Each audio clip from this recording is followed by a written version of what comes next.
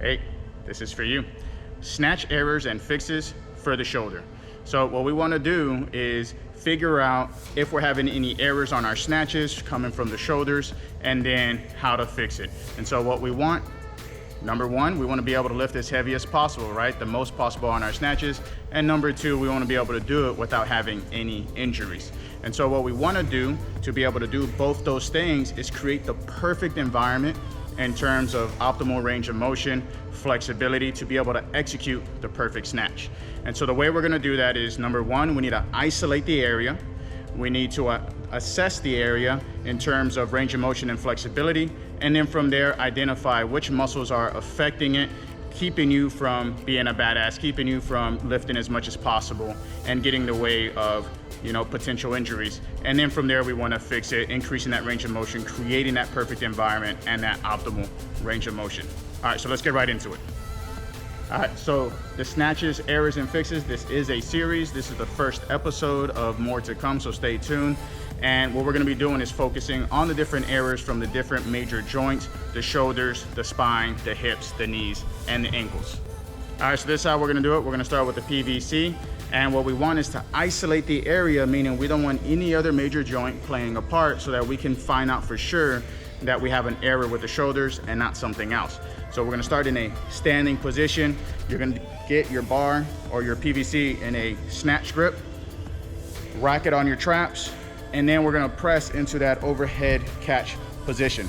Now from here, these are the things that we're looking for that perfect snatch. So one, we want the bar directly overhead in line with our ears or slightly behind the ears. The next thing we're looking for is that crease of the elbows, the inside crease, pointing towards our ears as well. So we don't want it forward, we want it in line. Now the other thing as well is we want the head of the shoulder also not going forward. We want the head of the shoulder rolled back. And last, we want the ability to be able to drive the bar overhead. So if we're just holding the bar, that's not good enough. We need to be able to drive it up. So this right here is going to be your perfect snatch position, standing. That way we can isolate to see if it's the shoulder. Now, if you're not able to do that, if the bar, you can see the bar if it's in front, if it's your shoulders rolled forward, the crease of the elbows are rolled forward, then we know we at least have an error coming from the shoulders because nothing else is playing a part. And that's what we're gonna fix. If you're able to do it, the bar was in line, lined up with your ears, the crease of the elbow is good, the shoulders are rolled back, you're able to drive that bar overhead, then what that means is in terms of flexibility, you're good. And then stay tuned for the other videos, the other episodes of the series to see if it's coming from the spine, the low back, the hips, the knees, or the ankles. And so now let's move on to how to fix this. All right, so we've isolated and assessed the shoulders and we've identified that there's an error coming from the shoulder joint. And so now what we're gonna do is fix it, right? So we're going to target the muscles of the shoulders of that joint so that we create the perfect environment and have optimal range of motion to be able to have that perfect snatch. And so what we wanna do is loosen up the rotator cuff because that's what's driving that shoulder forward. We want to open up the chest because that's also what's playing a major part in not allowing that shoulder to drive back. And we want to get the joint of the clavicle and that shoulder more mobile to be able to give us that space. And last, we want to strengthen, re-fortify that joint with that new range of motion that we have. So after every mobility drill, we always want to go back and do some activation on that muscle, strengthen it and fortify it. That way we're able to hold that new position.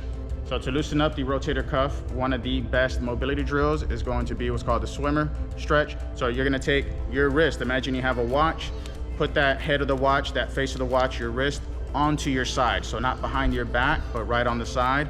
Take your free hand, grab the elbow. If your rotator cuff is really tight, right, this would be the perfect sign. You can't even reach your elbow.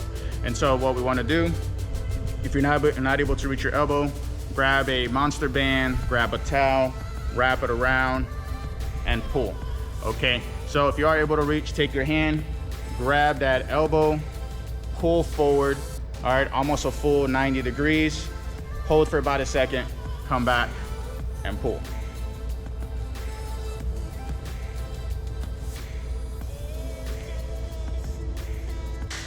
All Another great exercise for opening up the chest or the shoulder. A lot of times we get a lot of stiffness in our joint, so it's not necessarily the muscle, but the joint itself. And in this case, it's gonna be the clavicle. So the clavicle going into that shoulder joint. What I'm gonna do is lock my shoulder in. My clavicle is free. I wanna keep my body neutral. I'm putting my same side foot forward. So my right shoulder is locked in, my right foot is forward. Keeping the body straight, I'm going to push my chest forward. My shoulder gets pushed back because the bar. I come back to neutral, push forward, come back to neutral, push forward. So there's a mobility drill for the actual joint itself.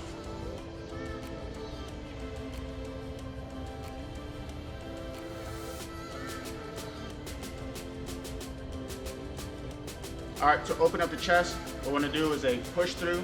Now, keep in mind, what you wanna make sure is that your shoulder is turned back. Don't push through with your shoulder forward. That's relative flexibility. It's not gonna fix anything. Make sure the shoulder's rolled back. The other thing is keep your head, your neck, your spine in a neutral position as you're pushing through. If anything, your back is gonna be dipping more, and I don't mean your low back, your mid back. And so you're gonna be pushing, imagine you're pushing your spine or someone has their hand on your back between your shoulder blades and they're pushing you down through your arms. So this is what we're gonna do.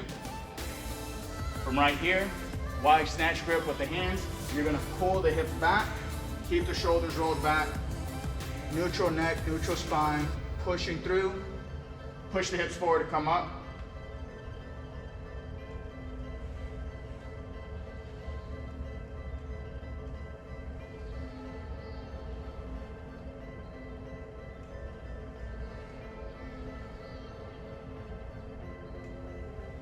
All right, the second great mobility drill for opening up the shoulder and the rotator cuff is gonna be what's called the sleeper stretch. What we wanna do is bring the arm 90 degrees, have the elbow bent at 90 degrees, take your hand, grab the back of your wrist. Imagine if you have a watch right here, you're grabbing that face of the watch.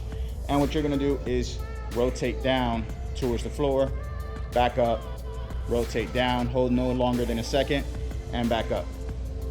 Now, this is for the posterior capsule of the shoulder. It doesn't necessarily feel like a stretch. It really doesn't feel all that great. So definitely be careful. We want mild to low tension. We do not want anything high tension. We do not want any pain at all. The other thing too is we don't want to see a compensation of that shoulder coming off the floor. So keep that shoulder down. If that shoulder comes up, you see how easy it is for me? This is relative flexibility. I'm not becoming any more flexible. I'm not fixing the issue. I'll put the shoulder down, see how my hand came up. I need that extra flexibility, and that's how I'm gonna do it. So 90-90, grab that wrist, tuck that shoulder in, and push down. 1 second, back up.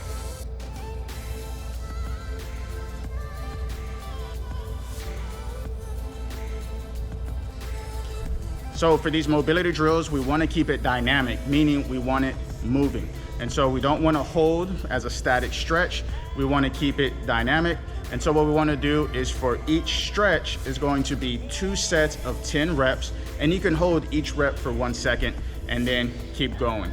Same thing for the activation drill at the end for the shoulders to get that muscle reinforced. We want to do 2 sets of 10 reps. We want that weight to be light, still challenging to where you feel that you're working, but we want it light as if you were to try to, you could do over 20 reps. That's how light we want it to be.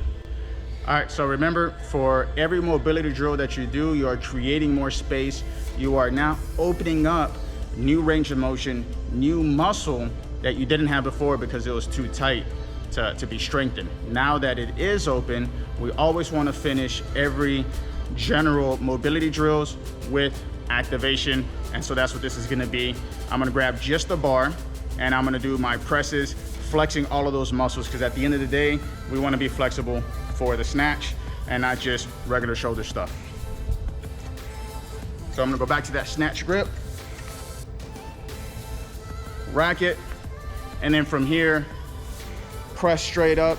Make sure that my elbows, I'm doing that perfect snatch, right? So make sure that the bar is in line with the ears overhead, the crease of the elbows are in line with the ears, the shoulders are rolled back, and I'm driving up towards the ceiling come back down, back up, back down, back up.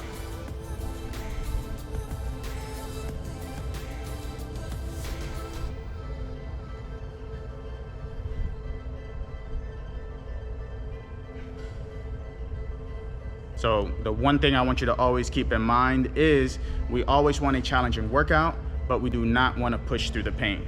Push through fatigue, push through the burn, but do not push through pain. Pain is an early signal from the body saying that there's something wrong, and that's something that we need to address. Thank you for watching. Please like it, post it, share it, and subscribe to my new YouTube channel, King Suarez Does. That's one word. I'll be posting this full series, all my videos, including more content on sports nutrition, running, recovery, performance training, and even boxing. All right, thank you. This was for you.